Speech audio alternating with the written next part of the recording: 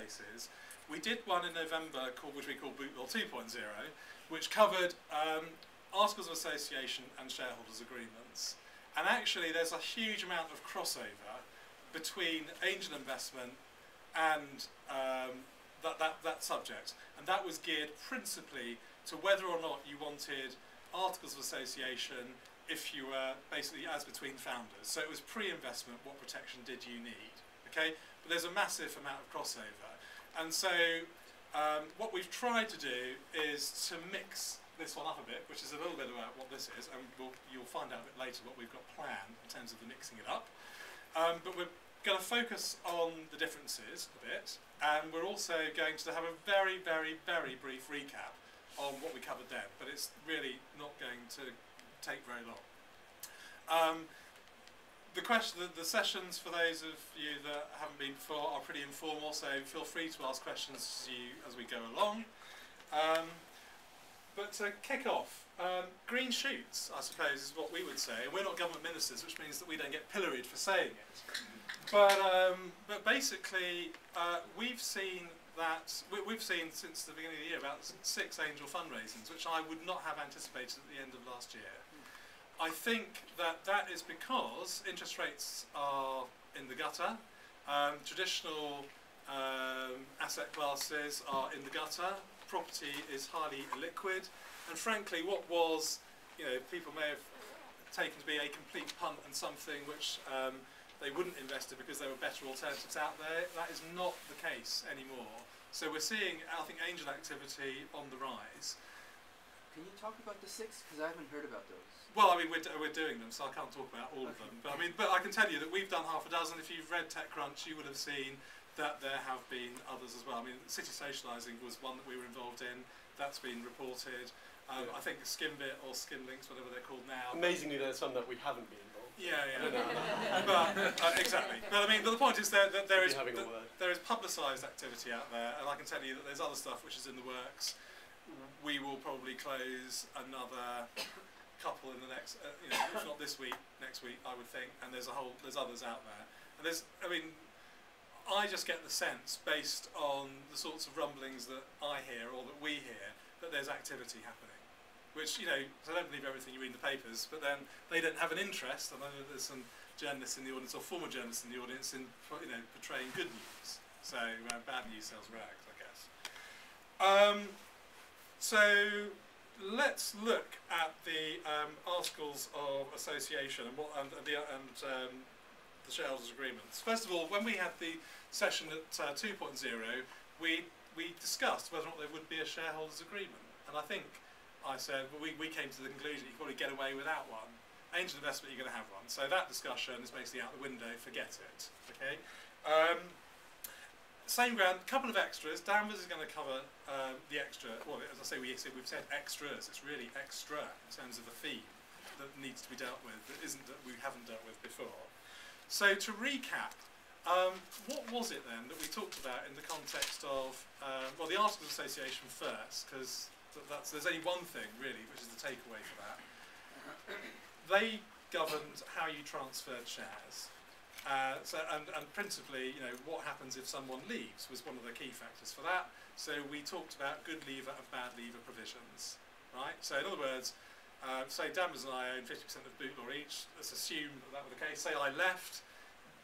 Would it be fair for me to hold on to my 50% share while he slogged his guts out once a month doing this? Answer, probably not. If that is the view that you take, then you have a mechanism for a forced sale. If I'm a good leaver and I walk off, then I might get to keep a slug of that. If I'm a bad leaver, i.e. I've stolen something, I might not get to keep as much or anything. And the price that I am paid for the transfer of those shares may be market, less than market, or zero. Okay? So in terms of your shareholder agreement, what sort of issues did we cover? We covered things like minority shareholder protections. And minority shareholder protections were basically a list of things, which could be as long as your arm or not, that you required to get agreement from your other shareholders, your other founders in that case, but for this read investors, before you could do them. So you couldn't sell the assets of the business for a penny. If you were about to embark on litigation, you had to get their agreement. that sort of thing. I mean, other stuff in there, non-competition provisions, again, that you wouldn't, say, have an interest in your business and then go off on Saturdays and have something else that was directly competing with it. So there'll be, all of those things are basically the same. What I would say in the context of those provisions is that they will be under the microscope much more in the context of an angel investment. So you can expect beefed up provisions to deal with all of those angles. You know, an angel investor may have, for example, very strong views on the price that a bad leaver, someone that's left the business because they maybe have stolen something, gets paid for the shares. Maybe they say, you know what, in those circumstances, you give those shares away for nothing. Which could be harsh if you've been in that business for 3 or 4 years, and let's say there's a dispute over what you've done, right? So, so under the microscope for that, they will be very keen to make sure that you can't fritter away their investment, okay? Because the key thing about angel investment is you are giving up control. So, but anyway, all of those issues under the microscope and much more beefed up. Danvers is going to cover sort of the bit that's the new bit that we haven't covered before, and then is going to introduce another one of the differences that we are going to cover tonight. And you probably guessed that from, well, you've seen 4 chairs, so something's up, and this is new as well. But anyway, Danvers. Okay, sorry. Thanks, Barry. So, big difference when you are raising money compared to when you're just getting together with your co-founders is, of course, you've got somebody who's outside of your business coming in and writing you a big fat check. What do they want in return for that check? Well, it's quite simple. They want their shares, but also they want some guarantees. They want some, well, in fact, we call them warranties. They want some promises that you're going to give about the state of your company that gives them the confidence that they can put their money in. I guess some of you may have bought a house. When you buy a house, the vendor will answer your inquiries and tell you that, you know, things are okay with the house, the roof isn't leaking, for example. When you are getting investment into your business, you have to give a whole heap of warranties, which are, you know, the roof isn't leaking, the company isn't leaking. Just to run through what they are in a typical investment agreement. You will talk about your accounts. You'll say your accounts are accurate if you've got any. If you haven't done accounts or they're a bit out of date, you'll explain what has happened to your business since then. Actually, take it back a step. You'll say that nothing has happened since then in the warranty, and I'll just come on to how you qualify that in a minute. You're going to give warranties about the state of the contracts that you have with your suppliers, your customers, and any partners. You're going to give a whole heap of warranties about your intellectual property. They're going to want to make sure that you own everything that you need to own to run your business, and that's going to be, in the context of a tech business, that's going to be absolutely crucial. And then there are some sort of miscellaneous ones about all sorts of bits and pieces, whether it's about the sort of the property that you occupy, or you don't owe any taxes, and that sort of thing.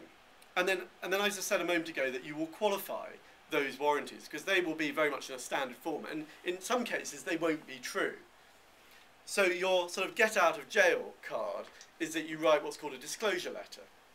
And in the disclosure letter, you explain everything that you need to in order to qualify your warranties.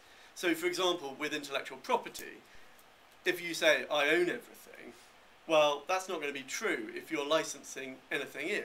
And licensing anything in can be as trivial as that, you know, you're using Microsoft software, or you've got an Adobe something on your website, or whatever it is. It's not yours. Is someone being rude about me yet? No? Okay, that's